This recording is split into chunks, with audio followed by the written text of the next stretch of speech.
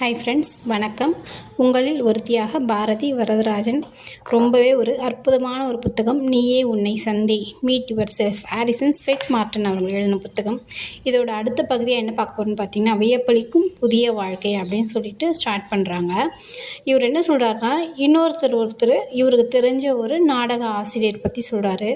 அவரோட லைஃப் வந்துட்டு என்னென்னு பார்த்தீங்கன்னா, நல்ல ஒரு ஹாப்பியாக இருக்கிற ஒரு பர்சன் திடீர்னு அவரோட வாழ்க்கையில் நடந்த ஏதோ ஒரு தவறான ஒரு இதுனால மொத்தமே மாறிடுது.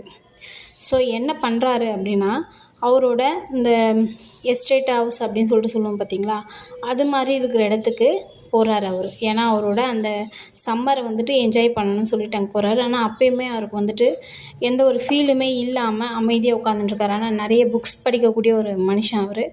ஆனால் எதுவுமே பண்ணாமல் அமைதியாக உட்காந்துருக்காரு. ஸோ ஏதோ ஒரு அவரோட மனதில் இருக்கக்கூடிய வெளியில் போகணும் அப்படின்னு சொல்லிட்டு ஏதோ ஒரு புக் அவரோட கண்ணில் படுது. ஸோ அந்த புக் எடுத்து அவர் படிக்கிறாரு.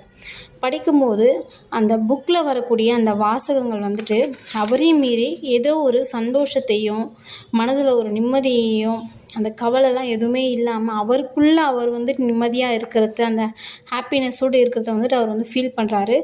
அந்த புக்கை எடுத்து வச்சுட்டு ஒரு நிமிஷம் அவர் இருக்கக்கூடிய அந்த பங்களாவை ஒரு டைம் சுற்றி பார்க்குறாரு. பார்க்கும்போது ஃபுல்லாக எங்கேயுமே அமைதி, சந்தோஷம், அவ்வளோ ஒரு ஹாப்பியாக இருக்குது. ஏன்னா அவ்வளோ நேரம் அவர் அவ்வளோ ஒரு கோபமாகவும் துக்கமாகவும் ரொம்ப அவருக்குள்ளே அவர் அழுந்தி இருந்தார். ஆனால் இந்த நிமிஷம் அவர் ஏதோ ஒரு வெளியே தள்ளிட்டு அவ்வளோ ஒரு சந்தோஷத்தோடு இருக்கார்.